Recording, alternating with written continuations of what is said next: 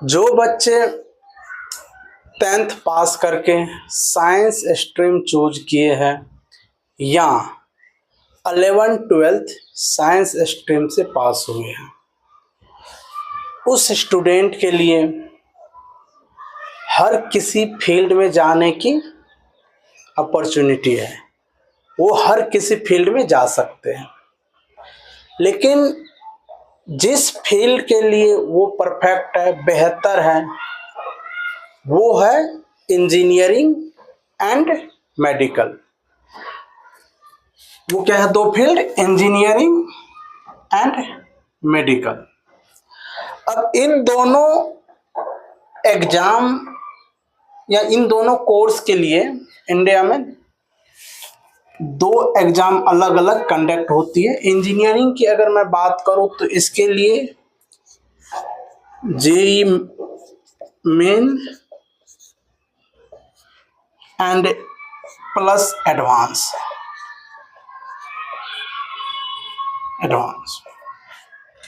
और मेडिकल के लिए अगर मैं बात करूं जो मेन एग्जाम होते हैं, उसके बाद और कई एग्जाम स्टेट लेवल के होते हैं, वो नीट है।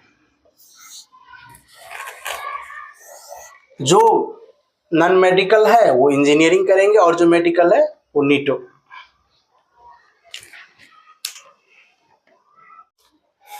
इंजीनियरिंग की बात करें तो उसमें पीसीबी मतलब फिजिक्स केमिस्ट्री मैथ आते हैं।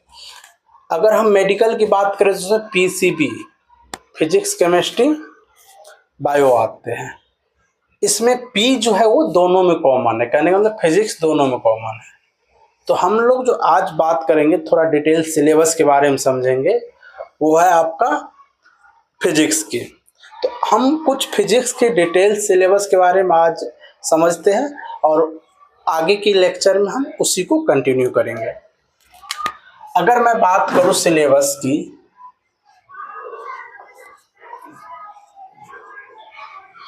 सिलेबस ऑफ फिजिक्स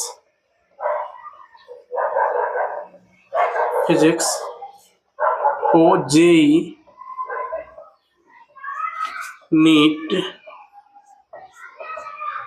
जेईई में मेन एडवांस दोनों आ जाएंगे and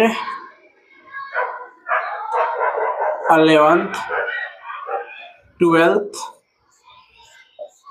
all boards.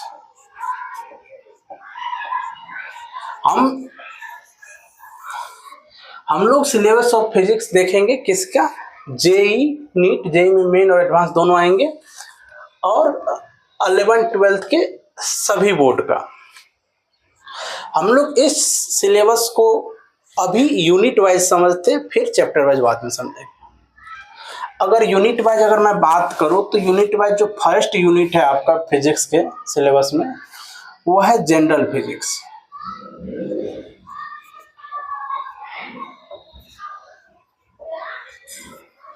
General physics, देखो जनरल फिजिक्स की अगर मैं बात करूं तो जनरल फिजिक्स में आप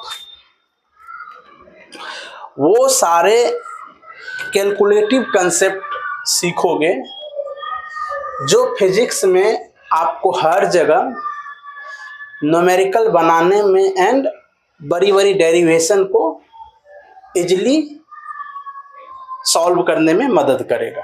इसमें हम लोग वो सारे कंसेप्ट पढ़ेंगे जो पूरे फिजिक्स में लगभग आप यूज कर सकते हो कहीं भी। दूसरा यूनिट है आपका, वो है मैकेनिक्स। फिजिक्स की सबसे बड़ी यूनिट्स, इसी में आप फ्लूइड मैकेनिक्स, इलास्टिसिटी जो भी है वो सारी चीज यहाँ पढ़ लोगे। ये बेसिकली आप ऐसे समझ सकते हो, मैकेनिक्स जो होता है, मैकेनिक्स इतने इंपॉर्टेंट है फिजिक्स के लिए कि अगर आप मैकेनिक्स अच्छे से पढ़ लिए हो तो मान लो फिजिक्स 30% आप ऐसे ही पढ़ लिए हो, और एक तो वो इम्पोर्टेंट है। दूसरा इम्पोर्टेंट इसका ये है कि यहाँ से काफी क्वेश्चन भी आपके एग्जाम में आते हैं। हम लोग थर्ड यूनिट की बात करें तो थर्ड यूनिट है हमारा SHM, simple harmonic motion, wave and sound. देखो यहाँ भी आप काफ़ी कंसेप्ट मैकेनिक्स जैसे ही पढ़ोगे।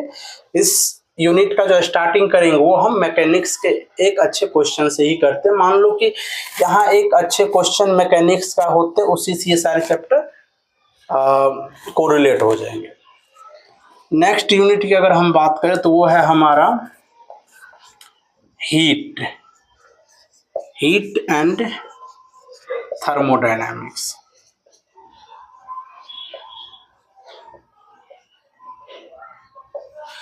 हीट एंड थर्मोडायनामिक्स आपका फोर्थ चैप्टर है, ये सॉरी फोर्थ यूनिट। ये जो फोर्थ यूनिट आप देख रहे हो ये सारे अगर एनसीईआरटी के अकॉर्डिंग देखो तो ये 11th के फिजिक्स में है, 11th फिजिक्स।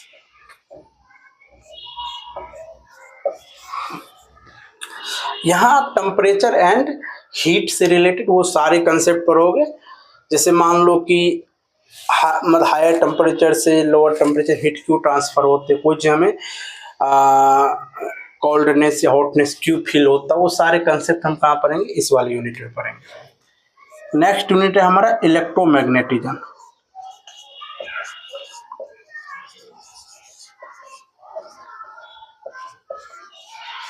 यहाँ आप चार्ज से रिलेटेड और मैग्नेट से रिलेटेड कई कंसेप्ट पढ़ोगे, करंट से रिलेटेड कंसेप्ट पढ़ोगे, पर यहाँ का मेन जो की पॉइंट होगा वो इलेक्ट्रिक चार्ज होते हैं।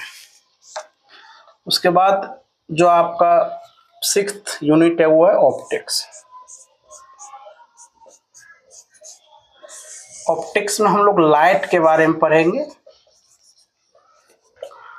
हर लाइट के कंसेप्ट हम लोग यहाँ समझेंगे। लास्ट यूनिट जो हमारा है वो है मॉडर्न फिजिक्स।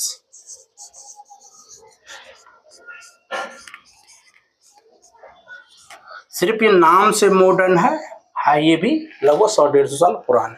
यहाँ आप एक न्यू टाइप्स के फिजिक्स को फील करोगे जो लगभग आप 10th तक के फिजिक्स में कहीं नहीं पढ़े होंगे। तो यह न्यू टाइप्स के फिजिक्स आप फील करोगे जो आगे जाके इंजीनियरिंग में बहुत ज़्यादा इंपॉर्टेंट हो जाता है।